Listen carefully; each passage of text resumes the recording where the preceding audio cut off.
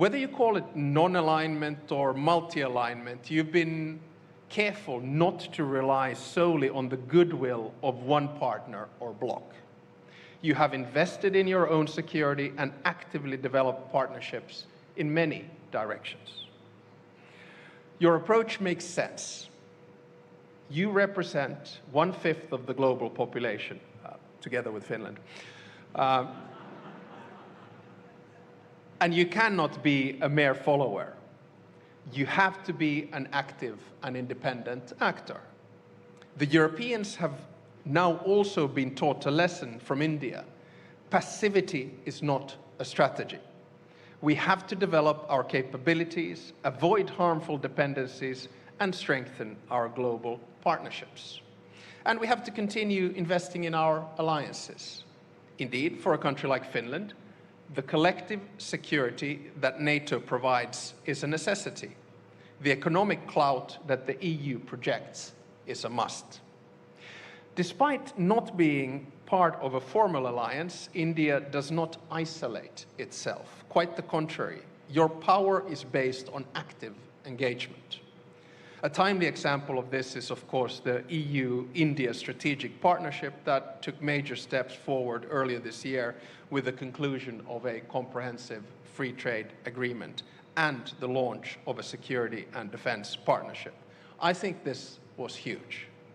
This agreement and the other major trade agreements signed by both India and the EU in the past year underline the fact that we still believe in multilateral cooperation and the benefit that it brings. Our deal is not just the mother of all deals, but a strategic choice and a gesture that opens up a new era in our relationship. Together, we're building a partnership that can set an example to the rest of the world.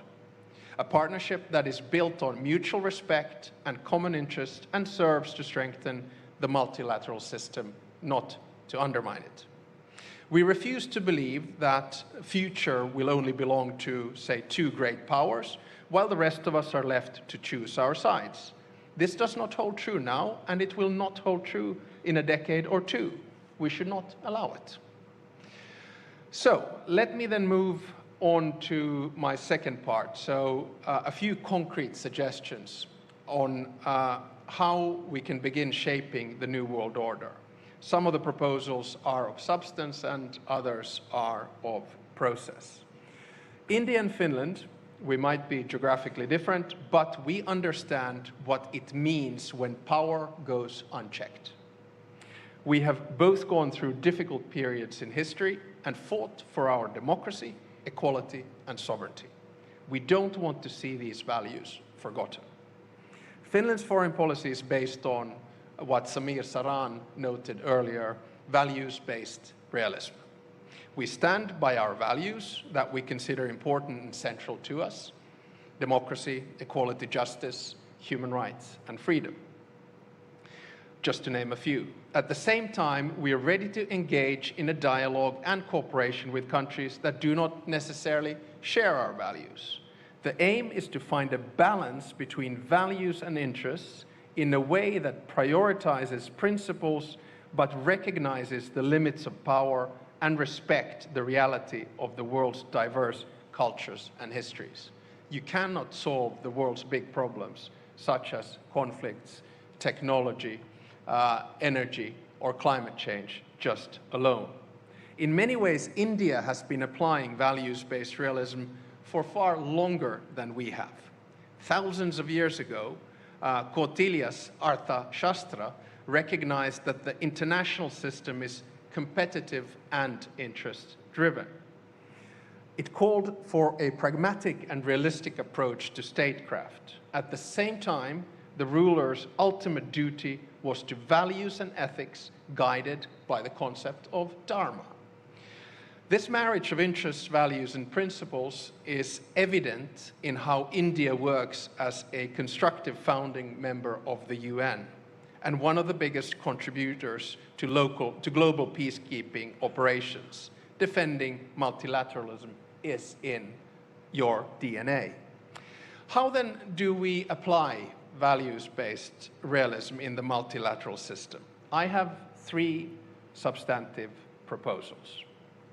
Proposal number one, we need to improve representation.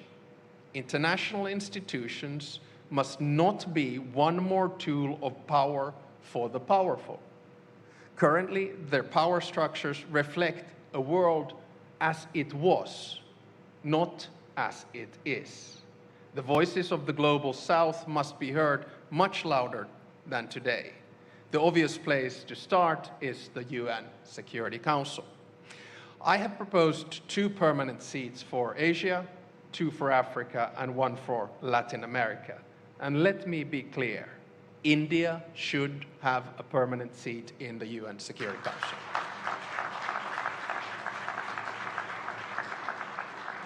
Equally, we should reform the Bretton Woods institutions. The countries where the future of the world economy is made should have a bigger say.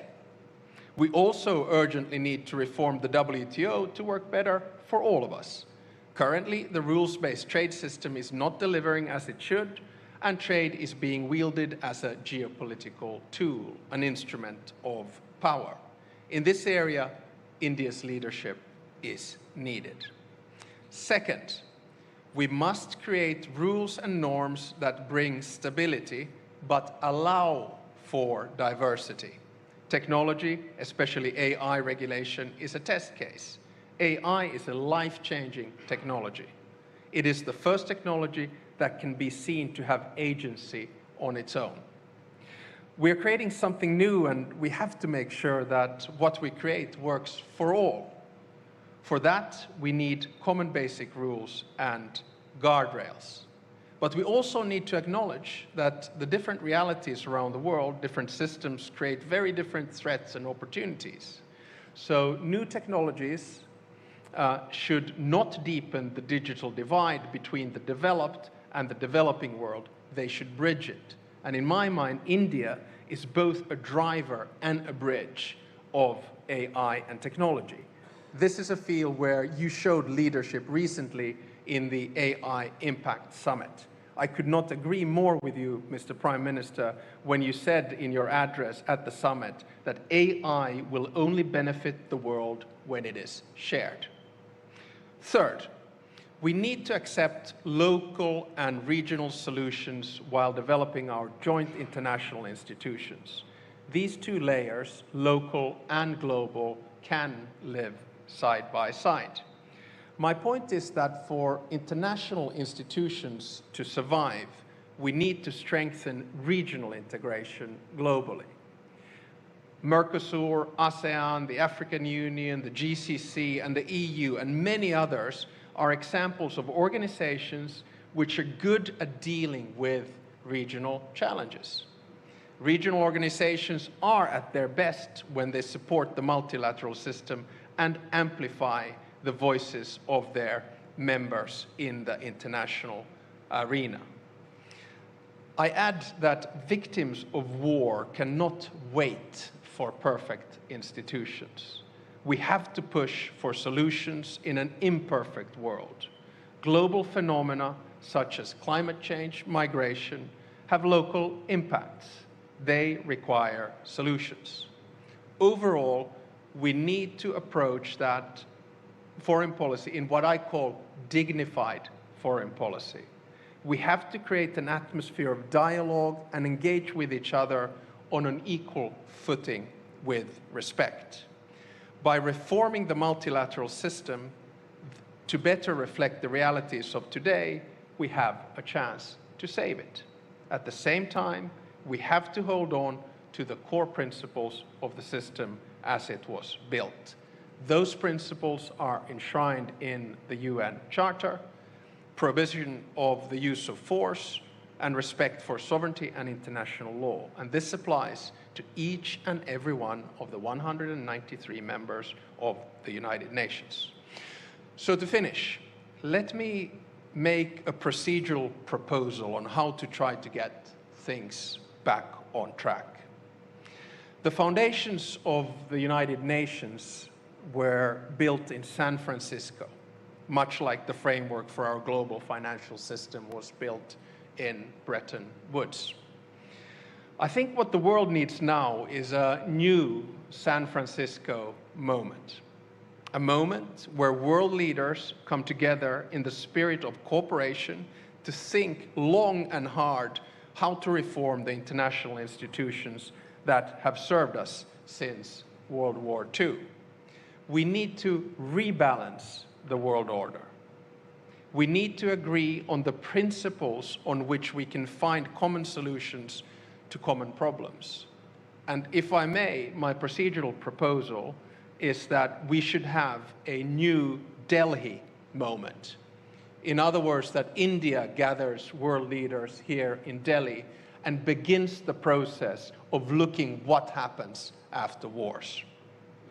So in conclusion, it is in our interest to make the international system more inclusive and fairer while maintaining its core values and principles. The division of power is a political reality. Some have more, others less. How one uses power is a political choice.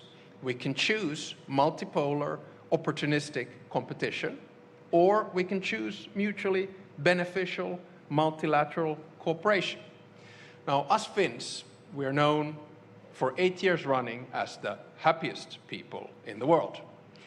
Although I have to say that one would not necessarily draw that conclusion from a Monday morning tram ride in Helsinki in November, but statistics tells us that we're happy.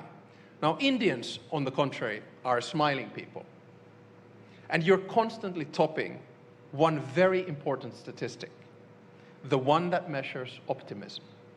Most Indians believe that tomorrow will be better than today. So let's combine Finnish happiness and Indian optimism in constructing a fairer and a more stable new world order. Together, we're stronger. Thank you very much.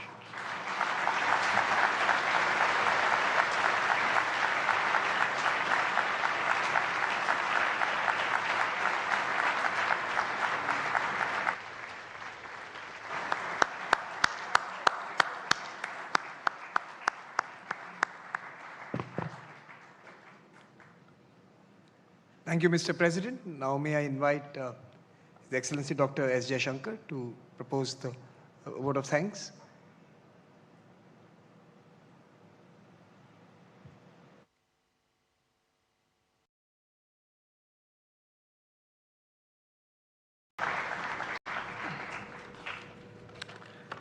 Namaskar and a very good evening to all of you. It is my privilege to once again deliver the vote of thanks at the inauguration of this Raisina dialogue. That we are in turbulent times was a reality already recognized, but that it could be intense enough to even impact participation here says a lot. Let me begin by thanking President Alexander Stubb, our chief guest this year. We have just heard his insightful, I'd say, happy and optimistic analysis of the global situation at a particularly complex time. That has certainly set the tone for further deliberations. In his well-established incarnation as an author, we will also have the pleasure of hearing him again tomorrow, specifically, I hope, on value-based realism. To Prime Minister Narendra Modi ji, I would like to say that your presence, as always, continues to serve as an inspiration. Events of the last year, including ongoing developments, only validates your belief that Indians must continue to develop a sharp global awareness and the world an equally relevant India awareness. And we must constantly update both. To the organizers of the dialogue, the speakers, the young fellows, and the attendees, you are what separates this event from all others. The openness, diversity, energy, and I would say even the atmosphere that characterizes Raisina is truly unique. ladies and gentlemen, our discussions over the next few days will be about new capabilities, military, economic, energy, human resources, and above all, technology. AI particularly awaits us. It will also be about two new mindsets: the greater propensity to take risks, equally the growing resolve to de-risk and diversify. And three, it would be not least about habits and assumptions, where they still apply and where we need to get over them. With that in mind, let us collectively assert, accommodate, and advance. I wish you all a very, very productive dialogue, and thank you for joining us this evening.